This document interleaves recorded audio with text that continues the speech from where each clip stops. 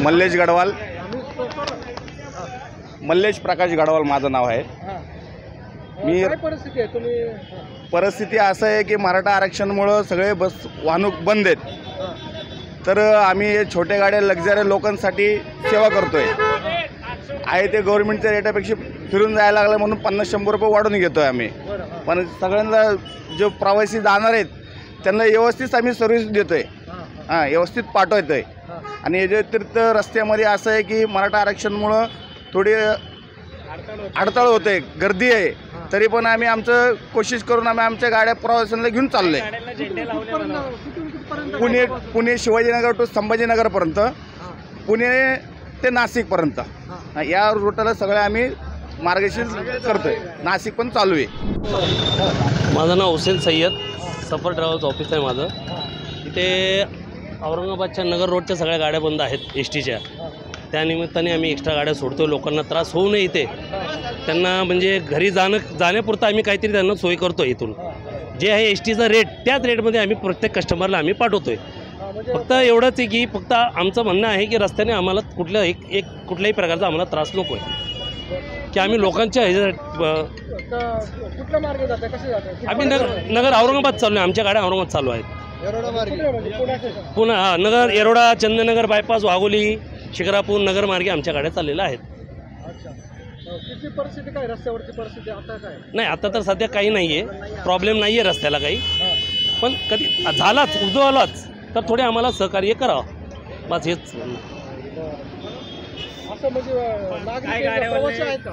प्रवासी हो, प्रवासी चालू आहेत ना, प्रवासी बसस्टँडला येत आहेत, त्यांना इथं गैरसोय नाही हो म्हणून आम्ही एक्स्ट्रा गाड्या लावलेल्या आहेत। आम्ही आमच्या हिशोबाने एस टीच्या दरांमध्ये आम्ही गाड्या सोडतो। हो, आम्ही आमचं झेंडे लावून सोडतोय गाड्या। जय हिंद। कुठे चाललं तुम्ही? नगरला। एसट्या बंद आहेत, काय झालं?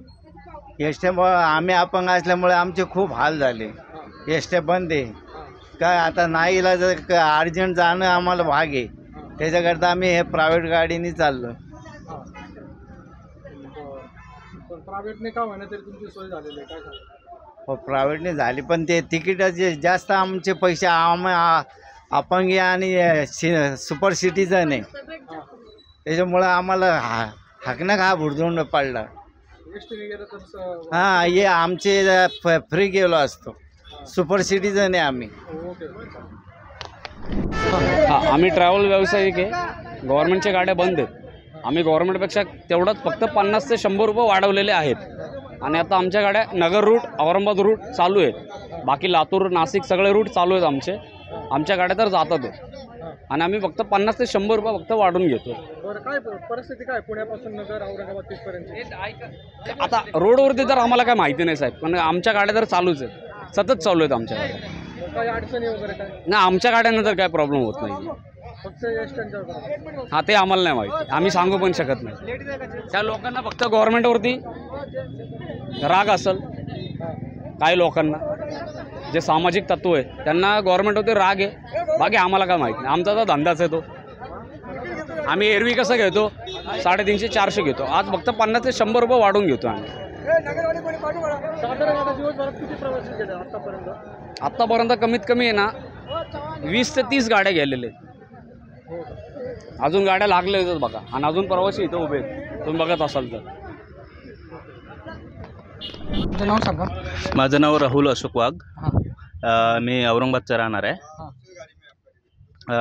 एस टी बंद असल्यामुळं जे ट्रॅव्हलरवाले आहे ते अति भाडे घेत आहेत। जवळपास एस टीनं लागते आपल्याला 500 रुपये, ते इथं जास्तीत जास्त हजार रुपये मागत आहेत। आणखी नाही, पण हे सेफ्टी नाही ना ह्याच्यात। आता एका सीटावर 2-2 जण बसणं होणार। एस टी लवकर सुरू करावी। का नेमकं काय झालं? जे हे आंदोलन चालू आहे ना, त्यामुळे जाळपोळ जी झालेली आहे, त्या जाळपोळीमुळे एस टी बंद आहे। कधीपर्यंत सुरू होईल असं काय अंदाज असेल? अंदाज तर आणखी तर न्यूजवर तर काही आलेलं नाही आहे, कधी चालू होतील, काय होईल काय नाही.